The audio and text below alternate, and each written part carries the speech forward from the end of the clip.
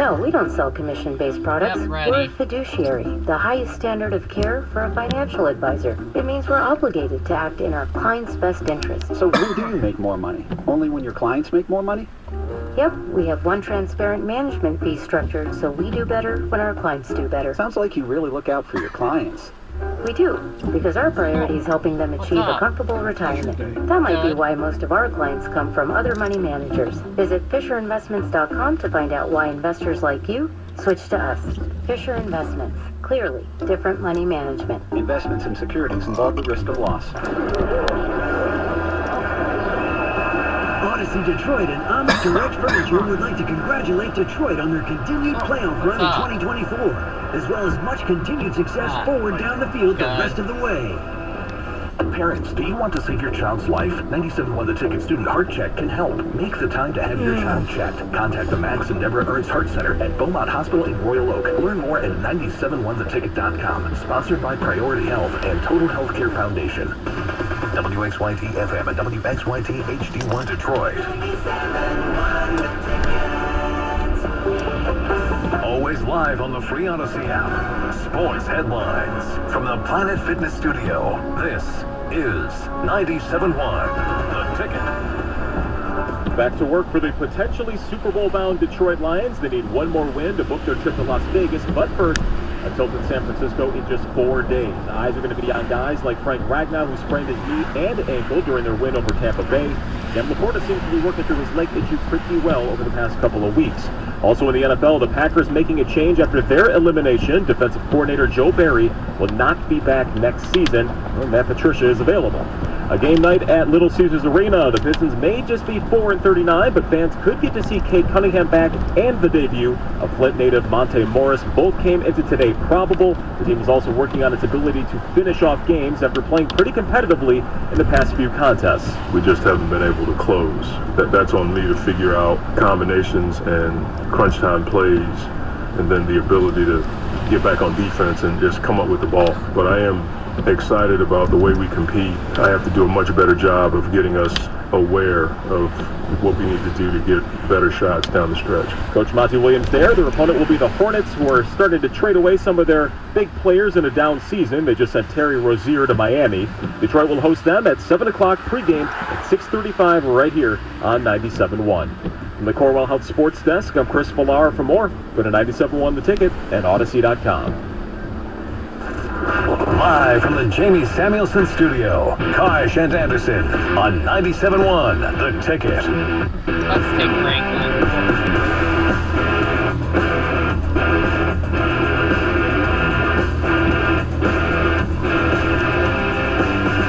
Karsh, Scott Anderson, 97.1 The Ticket. Open lines, 248-539-9797. John Breach, In ESPN. slow motion. Or is it Prisco? I think it's Prisco, my bad. Has his pick in for the NFC Championship game. CBS comes out with their picks early in the week. Pete Prisco's got it? Why are you I say John. Pete Prisco. Because I will shake this afternoon. For sure. And his pick, he's got one upset and one favorite, winning in the NFC and AFC title game.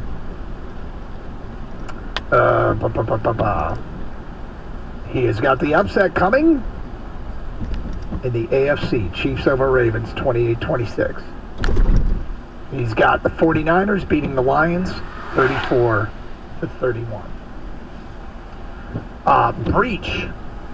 John Breach has the same thing, one upset, one favorite. He's got the the Ravens over the Chiefs, and he's got the Lions beating the 49ers, 27-24. But I did get a kick out of last night seeing DraftKings put out their point spreads for possible Super Bowl matchups. And I was like, I could look at this all day. Detroit would be getting 3.5 in a Super Bowl matchup against Baltimore. And Detroit would be getting 3 in a Super Bowl matchup with Kansas City. I find it hard to believe they'd only be getting 3.5 against Baltimore, seeing how Baltimore kind of had their way with them earlier in the year. Well, I mean, at the same, also, Detroit beat Kansas City in Kansas City, and they're getting 3 in that game. It was a closer game. Yeah, but they're not. Clearly, those results don't really link Yeah, I into guess. this I know. point I spread. guess you're right. So they're both interesting because I don't. If I were to set up a point spread, I would not do that. Gator, you asked a great question in your show sheet. Gator asked the following. I imagine nobody cares who wins the AFC, but do we care who wins the AFC? Well, I said it because obviously, as Lions fans, I don't care who wins, just as long as the Lions are there. But we'll take them out. Either if it's Baltimore or Kansas City, I don't really care because we'd be there. That being said, if I had to pick, you got to pick one. You pick one. I mean, look, it's just one of those deals that mostly no, I don't care. If you're going to win the Super Bowl, the idea is that you are, in the end, the best team in the National Football League. And so that means you render everybody else's ceiling as the second best team. And how do you prove that? You win the game. So whoever wins on Sunday in the AFC title game, I mean, bring them on. Whoever it is, one on the football field, fair and square, Kansas City and Baltimore, unless there's a Brad Allen ridiculous situation, and then you'll beat that team. I don't care who it is, and I don't want to have any question why they didn't beat Baltimore. I guess I don't even really care. If they beat Kansas City, I won't feel any necessity to defend that they only beat Kansas City and not Baltimore. It doesn't matter to me. Because you have to remember the fact that would mean that Kansas City actually went in and beat Baltimore, which is quite an accomplishment. If Kansas City beats Baltimore and Buffalo on the road, you know who's tough? Kansas City. Beating Baltimore is kind of the complete story, though, right? Losing to them early in the year, then coming back and beating them in the Super Bowl. I guess. Well, there's also the complete story of, starting the season, ending the season. Well, and also the fact, what does everyone say about that game? Even though the Lions won, the haters will say, well, they didn't have Travis Kelce and Chris Jones, So there's completing that story too, Doug, that those two will be playing, presumably, in the Super Bowl if the Lions win too. To me, I love your question, the way you phrased it, Gator, because it is funny to me.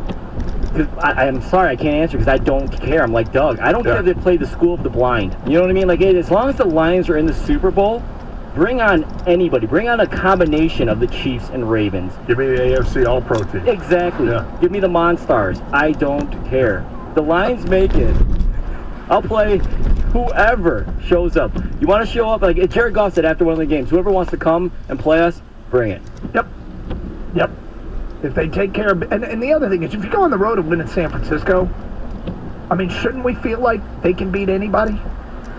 I think fans kind of already feel that way. I think they can beat anybody. Right? Because we're a 7-point dog for that game in San Francisco. And I just read the point spreads. That means Vegas thinks we're closer. If we beat San Francisco at San Francisco, we're closer to beating one of those teams than we were winning at San Francisco. So does it really matter all that much who they play? Probably not. But what a fun debate to have. Yeah, I mean, the best record in football was 13-4 this year by Baltimore. This isn't one of these years where you had a 15-1 team in a 16-game schedule. You know what I mean? Or a 15-2 team in a 17-game schedule. These are four really good football teams. Yep.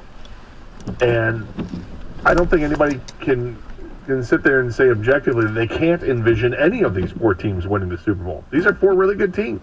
The Final Four, these teams belong there. Let's go. The funny thing is, if the Ravens make it to the Super Bowl, didn't they smoke both the Lions and the Niners this year? Yeah, I think they did. They was it Christmas? 33-19. They beat the hell out of San Francisco. They killed them at San Francisco. Yeah, exactly. And then obviously they skunked the Lions earlier this year. Here's how they finished up the Ravens. I mean, the Ravens. I think the Ravens